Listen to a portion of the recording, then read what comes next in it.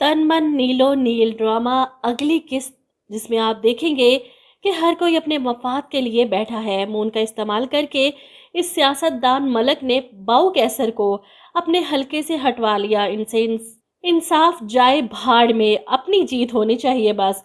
वो बेचारा मून यही सोचता रहा कि मलिक इसके साथ इंसाफ जरूर करेगा। वहीं बाऊ कैसर मलिक से सौदा करता है कि तू कामी के सर से अपना हाथ उठा ले, फिर देख मैं इसके साथ करता क्या हूँ।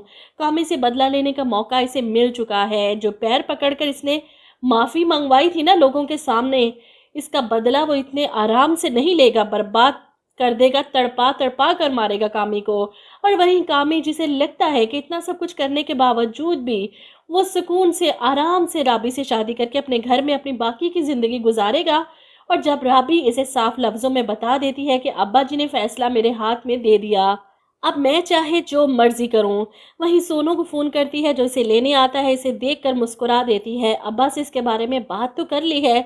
सोनू परेशान हो जाता है, ये क्या कह रही हो, तेरे अब्बा मान गए, तू कहीं मुझे फंसवा ना देई। राबी जवाब देती है, फंसवा नहीं रही, खुद फंस रही हूँ।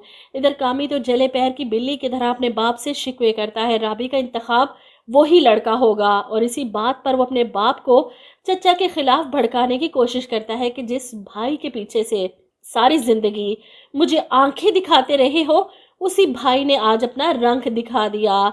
राबी को इजाजत दे दी उसकी मर्जी से शादी करने की, और इसीलिए अपने बाप की शय पर वो उस लड़के के साथ मोटरसाइकिल पर बैठकर वो गई। ये सुनकर राबी का ताया परेशान हो जाता है। बार बार राबी की माँ से इसके बारे में पूछता है कि वो कहाँ गई है, जिस पर राबी की माँ फौरन इसे फोन करती है कि घर वापस आ, तेरा ताया पिंजरे में बंद शेर की तरह बाहर बरामदे में टहल रहा है, घर पहुंच फौरन।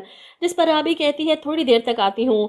मून से मिलने ऊपर छत की तरफ जाती है, जहां पहले से ही बाऊ कैसर अपने बंदे लेकर बैठा है। मून को तो डराया धमकाया होगा ही, सोनू का मुंतजर था। आजा बच्चे, तेरा ही इंतजार कर रहा था। खैर सोनू और राबी को यहाँ से निकाल लेगा, क्योंकि बाऊ कैसर घटिया इंसान कुछ भी कर सकता था। राबी घर पहुंचती है तो इसका ताया सवाल करता है, तू गई कहाँ थी। यहाँ पर राबी झूठ नहीं बोलेगी, बता देगी सोनू के साथ गई थी। खैर काफ़ी मिसअंडरस्टैंडिंग हो गई मुझे भी ये देख कर के राबी का बाप, जिसने दूसरी शादी कर रखी है उस औरत से, और वो उसका बेटा है, क्योंकि अब्बा आगे कहकर इनके गले लगा था।